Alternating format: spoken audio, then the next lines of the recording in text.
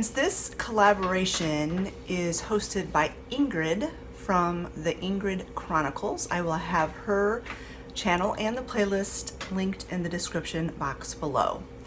I have 10 questions plus a bonus question to answer, and it's all about, kind of making time for yourself as a mom. As moms, we do tend to put family and everybody else and children and husbands before us, and we kind of sometimes don't take very good care of ourselves. So this is a Q&A collaboration about self-care, I guess. Motherhood self-care. So I'm going to read the questions and then I will answer them to the best of my ability. Question number 1. Do you set aside time to do things you enjoy? Yes, I do. I just recently, not very long ago, less than a year ago, I started going and getting monthly massages. I did it as kind of a medicine for me because I have so many back problems. I have a lot of anxiety, although I am working on that, but I carry all of my stress in my neck and in my shoulders and in my upper back, and I was having a lot of pain in my upper back. And so I can't remember exactly when it was, not quite a year ago, I started having monthly massages, and they have been very beneficial in helping with my pain in my back.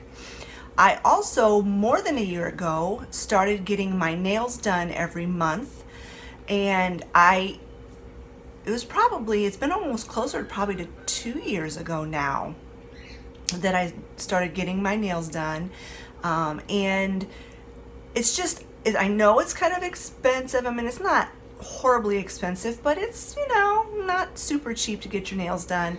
But I figure that's something I want to do for self-care. It makes me feel better about myself, and I just really enjoy it. So the last few months, I've been doing my nails on the same day that I get my massage. That way I'm only driving to town once, and it kind of just makes the whole day a little bit more special. So I call it my spa day, and I have a spa day. Typically it's the first Tuesday of every month. I go and get my nails done. Usually there's a little bit of time gap between when I get my nails done and my appointment for my massage. So I will go into a store that I don't typically go into, and I don't buy anything necessarily, but I just kind of like to look around. And so yeah, that I do set aside, and I think it's really important. And if we couldn't afford to do it, if we were really struggling financially, I would not do these things, but I just feel like they really do help my self-esteem, and the massages really physically help me. Question number 2. When was the last time you had a makeover? Never. I have never had a makeover. It might be fun, but yeah, just have never had the chance or the opportunity, so I've never had one. Question number 3. List 3 of your strengths.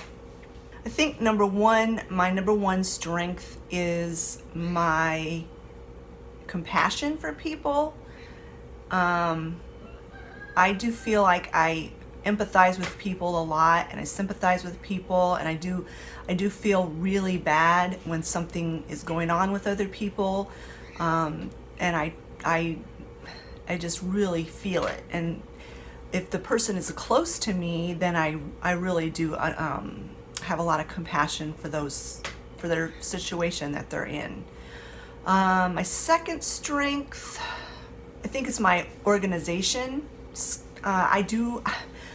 Not to say my house is always organized, because it certainly is not, but I do love to be organized. I love to have an organized home, and I am striving to be more organized all the time. I love to do organizing projects, and I like to declutter, and I like to keep my home neat and tidy as I possibly can. My third strength, I think my third strength, and these strengths are in no particular order.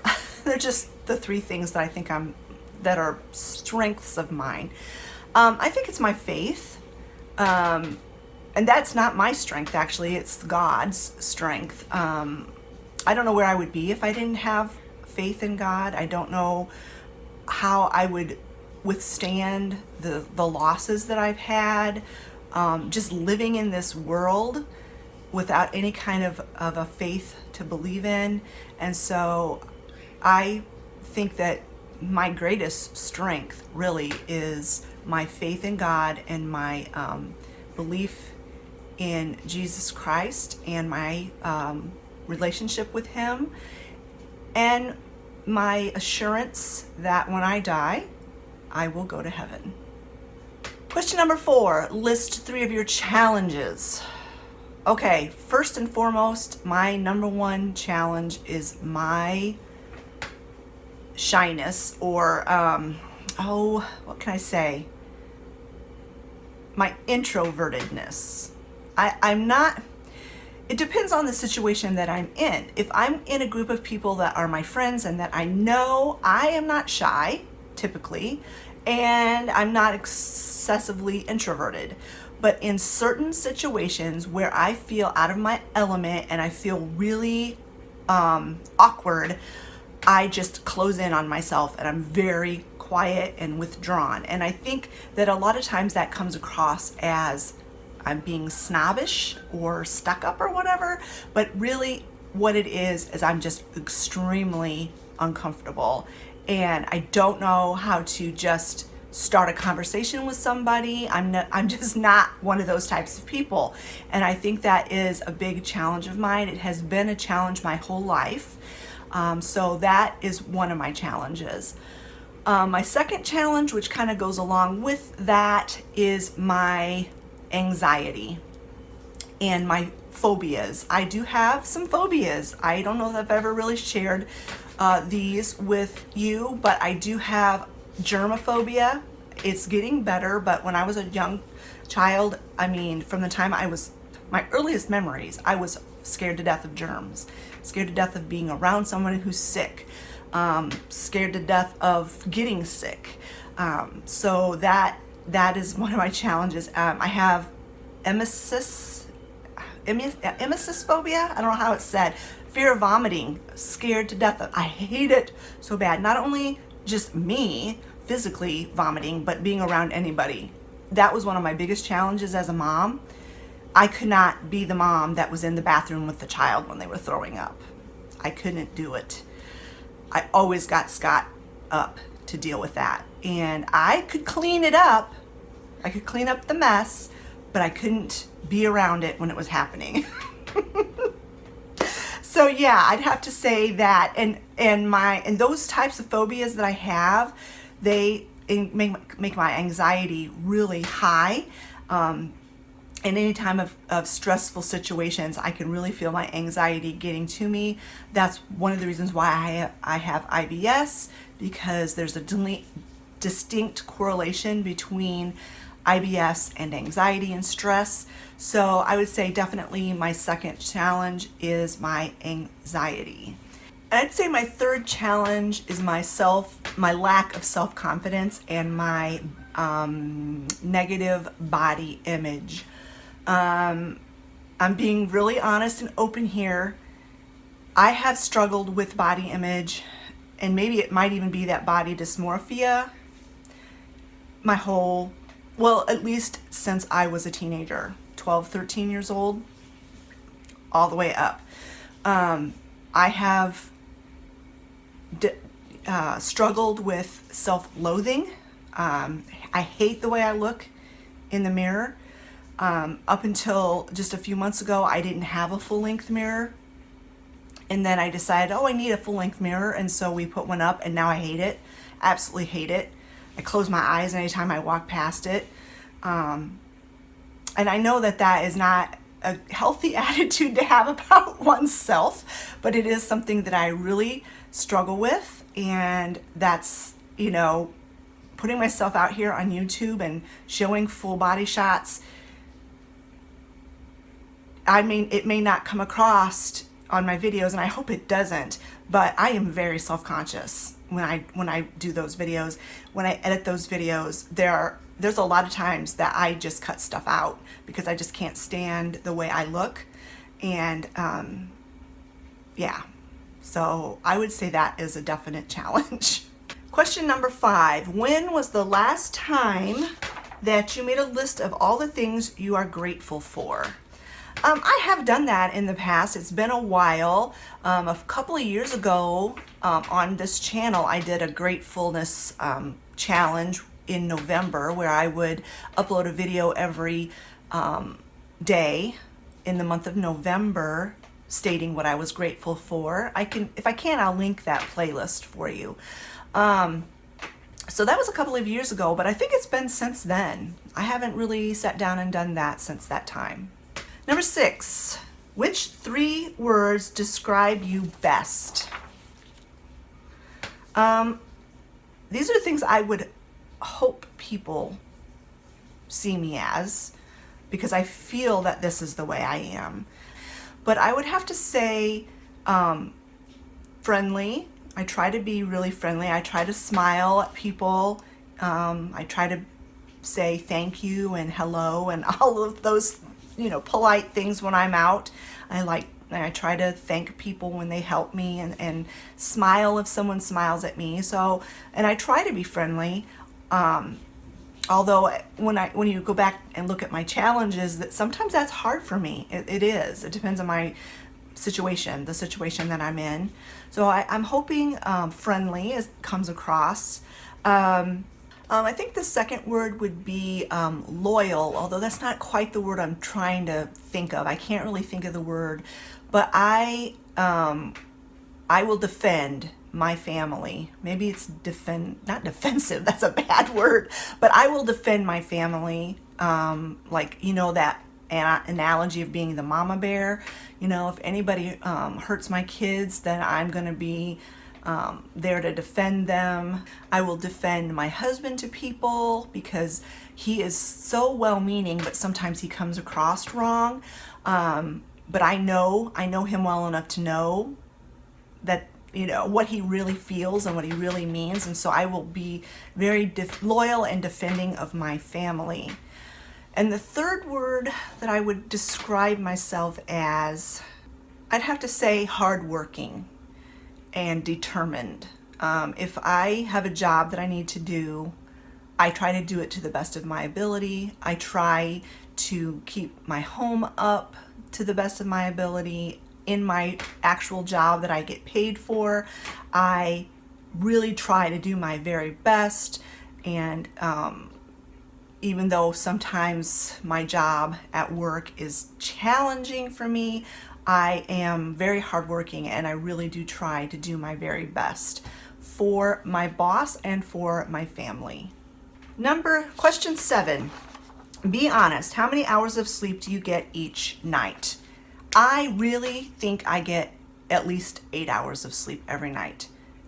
I am a night owl. I do stay up late. I'm typically up till midnight, but because of my work schedule, I am able to sleep till about 8.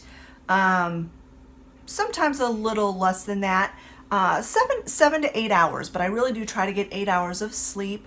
Although there are times, I don't know if it's my age or stage of life that I'm going through, but I am having more difficulty sleeping at night, getting to sleep, and then I wake up in the night.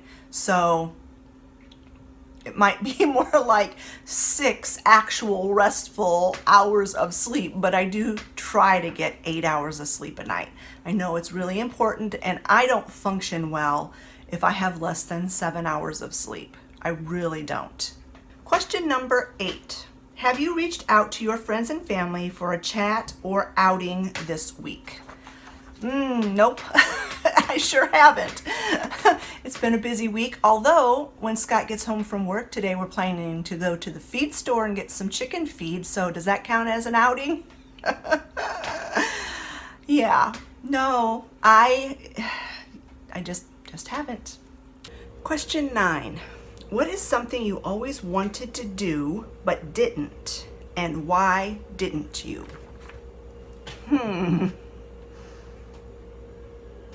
That's kind of a hard one because in the grand scheme of things, I had the profession that I always wanted. Always wanted to be a mom and a stay-at-home mom, and I always wanted to homeschool my kids, and I got to do all of those things. But I suppose if there's one thing that I always wanted to do and I haven't done is to do more traveling. That's not to say that it won't ever happen, but at this point I haven't really traveled much at all. And the reason for that mainly is because we didn't have the money to do it. So yeah, don't know if I'll ever get to. It's not such a high priority to me as it used to be. In my younger years, I really wanted to do a lot of traveling, and it just never worked out. And now it's not that big a deal to me if we do a lot of traveling, but obviously if I ever had a chance to, I would take it. But it's not something that is a high priority to me right now. So anyway, I guess that's not a very great answer, but that's my answer for question 9. Number 10, what are some of the ways you de-stress? Well, my main de-stressor is going and getting my massage once a month, going and getting my nails done once a month. A daily distressor, I like to drink a cup of tea in the evening. I have one that's called Calming Stomach or something like that because, as you know, I have a lot of digestive issues, but it's got lots of natural herbs in it that help calm you down and calm your stomach. I have de-stressing teas that I drink. I like to sit and just chill out in front of YouTube in the evenings. I distress from the day watching YouTube videos. I should exercise more because I know that's a really good distressor, but it's February, March. By the time you see this video, I'm filming it at the end of February, but this video will be up in March, and the weather's just not good right now. And so I like to go outside and take walks when the weather's nice. But yeah, those are all ways that I like to distress. And then the bonus question, which would be like question 11, is how much time do you spend in devotions, reading of the Word, and time with God? I try very diligently 5 days a week to spend at least a half an hour, sometimes longer, working on a Bible study that I'm currently doing, a time of reading the Word, and prayer. Saturdays it's more challenging, but I still do try to at least read a chapter in the Bible and pray. And Sundays we go to church, so we spend a couple hours worshiping. So I try very hard to make that a priority every day when I'm drinking my coffee or my tea in the morning, to get that in. And there have been periods of time in my life where I did not make that a priority. And I know now that because I am making it a priority, that it just does make your day go better if you start it off before God, reading the Bible and praying. It really does make a difference in your life. And I would highly suggest that if you don't do that, that you take that time to do it. It doesn't have to be an hour. It can be 15 minutes, 10 minutes, whatever.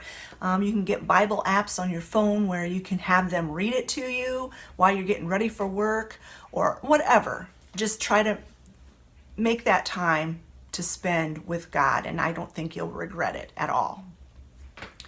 All right, those are all of the questions. I hope you enjoyed this video. I hope it revealed a little bit more about me and who I am as a person. I tried to be very frank and honest with my answers. Thank you so much, Ingrid, for inviting me to join this collaboration.